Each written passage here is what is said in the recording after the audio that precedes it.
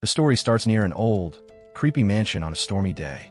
Akira, a quiet and deadly assassin, faces off against another killer who's after the same target. The second assassin knows he's outmatched, but refuses to back down. He pulls a hidden weapon from his robe and attacks. He throws sharp blades at Akira, but Akira dodges them easily, almost like a ghost. The assassin then rushes forward with his sword, clashing with Akira in a fast, intense fight. As they trade strikes, Akira knocks the sword from his enemy's hands, sending it flying into the air. But the other assassin quickly pulls out more knives and throws them. Akira avoids the attack again, but his opponent reveals one last secret weapon and charges in. Just as he thinks he has a chance, Akira vanishes right before his eyes and appears behind him. The assassin tries to land a hit, but Akira blocks every move and grabs his arms. When the assassin tries a surprise kick with a blade hidden in his shoe, Akira reads his move and stabs his arm. Akira then breaks his enemy's leg and knocks him to the ground. Although the assassin still has a few tricks left, he realizes he's beaten. His own sword falls from above and lands on him.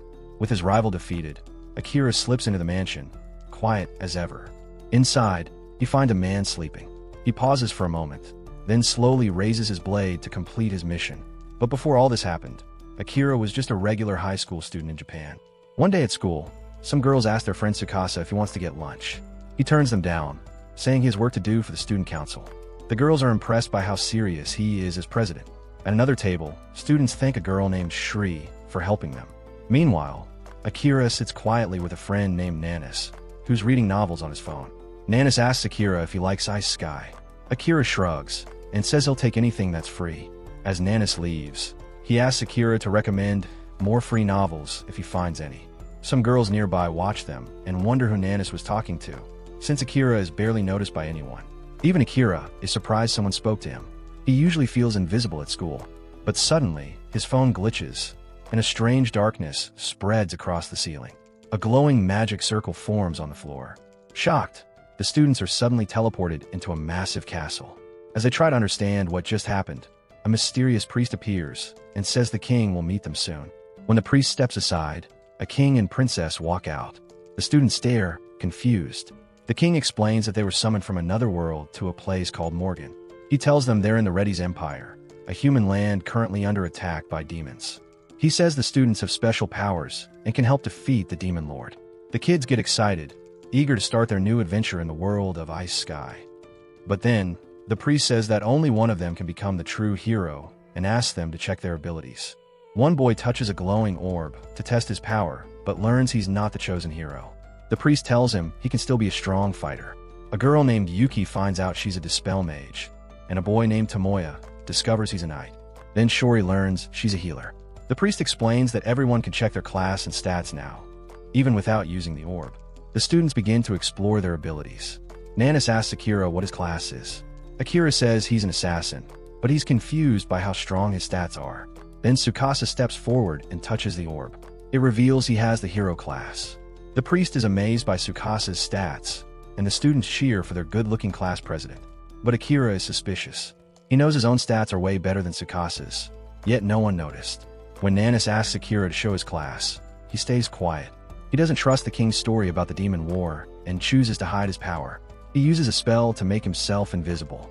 Nanis looks around, thinking Akira disappeared, and walks away. As the others continue testing their powers, Akira stays hidden. Afterward, the priest tells them to rest and says special gear will be made for each of them.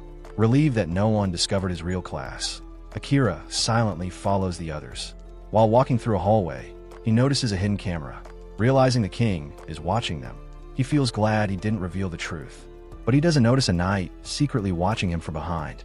That night, Akira finds an unused storage room to sleep in. After resting, he decides to explore the place for more clues. From a high tower, he looks at the strange new world around him. As he jumps between rooftops, he overhears voices in one of the rooms. Using his stealth skills, he listens. Inside, the princess is speaking with the king. She says the students are just normal kids with special roles. The king tells her to go ahead with his secret plan. Once she leaves, Akira stands silently behind the king, thinking how easy it would be to end him right there. The king senses something is wrong, but turns around to find no one there. The next day, Akira grabs some food while staying hidden. He considers warning the others, but decides they wouldn't believe him. Meanwhile, Tsukasa gives a speech, thanking the king for giving them powers and suggesting they fight together to defeat the demons. The students all agree and support him. Akira watches and realizes they've all been fooled by the king. After lunch, a knight commander named Saren gathers the students outside. He proudly introduces himself as the Empire's last line of defense, but his partner Jules reminds him to stay humble. Saren tells the group they'll be training for a month to prepare for their first mission, entering a dangerous labyrinth to fight real monsters. Since none of the students have ever fought before, Saren tells them not to worry. He'll guide them step by step. While the others get excited to begin their training, Akira stays hidden, quietly watching Saren and wondering what his true motives are. After a while, Akira slips away to keep gathering information. Once Saren finishes speaking, he leaves the students with Jills and walks off. Akira heads toward a fountain, but freezes when Saren suddenly calls out to him. Caught off guard, Akira wonders if his invisibility skill wore off. But Saren assures him that the concealment is still working, it's just that it doesn't work on him. Feeling uneasy, Akira reaches for his blade, but Saren calmly says he has no plans to expose him. Akira knows Saren works for the king, so he's unsure whether to believe him. But Saren hints that he has his own reasons for helping and asks Akira to keep their meeting a secret. After a short pause, Akira decides to take a chance and trust him. They sit down, and Akira says he wants access to the royal archives to understand this world better. Saren asks how skilled he is at hiding, and Akira says his concealment skill is already at the highest level. However, he doesn't know how to level up his other abilities since they're all at the beginning stage. Saren, a bit surprised, offers to train him. He admits that the archives don't contain anything that would really help anyway. Akira feels excited about learning new things, but also hopes he can return his own world someday. Saren agrees and tells him that until then, he needs to become strong enough to survive. Akira smiles and shakes his hand, introducing himself properly. They begin training together, and Akira soon learns that this world is home not just to humans and demons, but also to elves and beastmen. Saren pushes him through tough workouts and explains how classes only level up by fighting monsters, but skills improve through practice. As they train daily, Saren becomes more interested in Akira's stories about Earth and its advanced technology. He starts to realize he once thought technology was boring, but now it fascinates him. Later, Saren sits in a room with Jills, who's curious about how much time he's spending with Akira. Saren tells him that Akira's stories are just too interesting. Jills agrees, and when Saren reveals that Akira has the same max conceal skill that the first legendary hero once had, Jills is stunned. Just then, Akira approaches the room, and Jills quietly leaves them alone. Akira hands Saren a strange book he found in the archives. Saren confirms it's important. It's a hidden document he wrote himself, disguised as a recipe book. Inside are his secret plans to remove the king from power. He explains that the king is a corrupt man who only wants to control everything for his own gain. Thinking back to what the king had told them, Akira becomes lost in thought. Saren adds that many royal knights aren't happy with the king either, and Akira realizes they might be trying to take him down without causing chaos. Saren nods, impressed by Akira's insight. Akira then mentions that as an assassin, he could have killed the king easily on his first day, but couldn't bring himself to do it. Saren agrees, saying that even with the assassin class, Akira shouldn't feel forced to take a life. Akira admits he doesn't want to become someone his family would fear. Saren respects that choice. Akira still wonders why Saren trusts him so much. Saren explains that the moment Akira doubted the king's words, he saw someone who could think for himself and wouldn't be easily fooled. That kind of mindset is rare, and it's why he believes in Akira. Akira stays quiet for a while, then confesses that growing up, nobody really noticed or praised him. Saren is surprised. Akira adds that Saren is the first person to treat him like he matters. Smiling, Saren asks if Akira would help him bring down the king peacefully as a way to return the favor. Akira says he'll think about it and walks away. A month passes, and the students are finally ready. A crowd gathers to cheer them on as they prepare to leave. Akira is surprised by how much attention they're getting. He spots a girl watching from afar and asks what she's doing.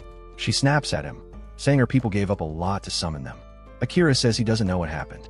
She tells him he will, eventually, and then walks away. Inside the labyrinth, the heroes fight monsters. One student sets off a trap that calls in a group of giant ogres.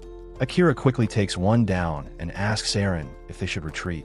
Saren agrees and clears a path with a powerful light spell that wipes out the monsters ahead. But when they pass through the gate, another group of enemies blocks the way. Takasa remembers the emergency smoke bomb the princess gave him and throws it. The blast clears the small enemies, but from the smoke steps out a massive minotaur. Jills and the others arrive and are shocked to see such a strong monster appear so early in their journey. Akira rushes in, dodges the minotaur's strike, and climbs onto its back. He lands a hit, but the creature's thick skin breaks his sword apart. Startled, Akira jumps back. Takasa looks too tired to move.